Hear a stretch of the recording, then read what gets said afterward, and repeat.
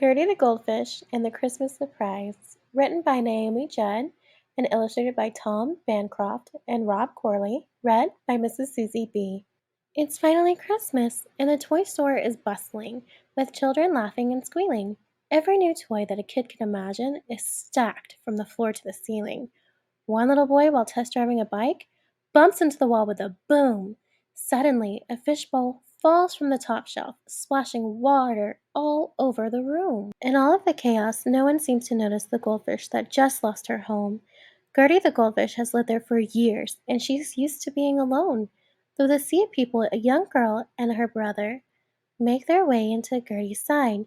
They pick up the fish and place her in the fountain, knowing that will keep her alive. Gertie soaks in the water, swims in a circle, and thanks them with a flap of her fin. Josh and Emily smile at their parents, hoping that they'll get the hint. Mom and Dad laugh because they both know what the kids are trying to say. A little goldfish would be the perfect gift to receive on Christmas Day. Later that night, the kids can't sleep as they think about the bright-eyed fish. Emily's eyes glisten and grow wide with hope as she makes a quiet Christmas wish.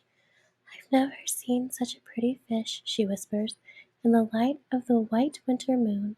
Oh please, somehow, someway, let that fish be ours really soon." The next morning, the kids climb on the school bus, still beaming from the day before.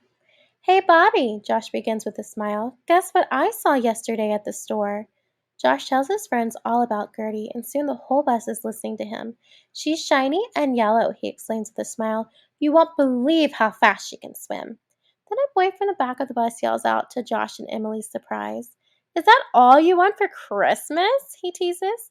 "A stupid fish can't even run outside." The other kids tease, and Josh puts down his head. His eyes fill up with tears. "Don't listen to them, Josh. Don't listen to a word," Emily quietly says in his ear. The kids on the bus quickly forget about the story of Gertie the fish. They soon start to talk about all the things that are on their Christmas list. There are dolls, bikes, and computer games, everything under the sun. After a while, a little goldfish doesn't seem like that much fun. The school day goes by so slowly for Josh and Emily McKay. Their hearts are so sad when they arrive home at the end of a long, long day. A few snow flurries begin to fall as they walk up to their front door. Usually they love to play in the snow, but they're not in that mood anymore. As they come in the door, they drop their books in a sudden newfound glee, for just inside a gift is waiting for them underneath the Christmas tree. They can't hide their joy as they run to the gift, almost tripping over their dog Tilly. They drop to their knees, surprised and excited, and simply just plain silly. "Hi, kids," says Mommy with two big hugs. The kids look up with wide open eyes. "That's right, Dad and I decided to get you an early Christmas surprise." Josh and Emily erupt into giggles as they rip off the bright red bow. Inside, the most wonderful sight, it's Gertie swimming in her bowl. "Gertie," they squeal as they hug their mom, says thanks, and then squeal again. Mom smiles as she leaves them to play with their newest, most special friend. When Christmas Day finally arrives, Josh proclaims, "Gertie, Merry Christmas to you!" But he isn't prepared for the reply, "Merry Christmas to you too." Josh and Emily can't believe it. The kids are in complete shock. "Let me explain," Gertie begins with a laugh. "I know fish aren't supposed to talk. Remember in the store how you picked me? Well, the truth is, I chose you too. You saved me when I needed it most, and now I've come here to help you. I don't have ears, but I can hear every thought that goes through your mind. When you're happy or lonely, or just plain sad because someone has been unkind. I don't have legs, so I can't walk, or even leave this bowl, but I have a heart so that we can talk in a language all our own.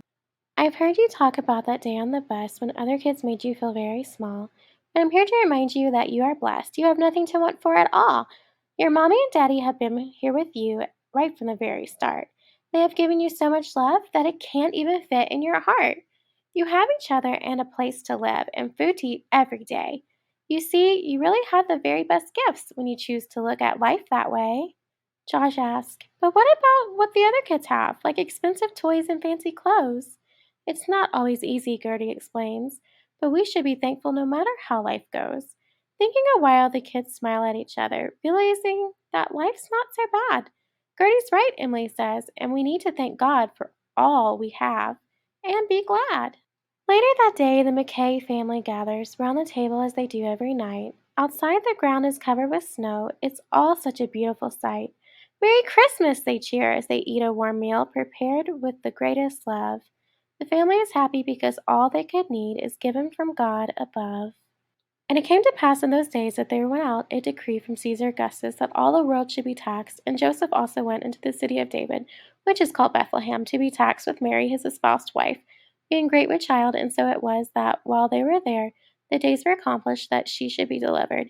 And she brought forth her firstborn son, and wrapped him in swaddling clothes, and laid him in a manger. Luke 2:1, verses 4 through 7. Gertie the Goldfish and the Christmas Surprise, read by Mrs.SuzziBee. Please like and subscribe. Merry Christmas! See y'all next year! Written by Naomi Judd, illustrated by Tom Bancroft and Rob Corley.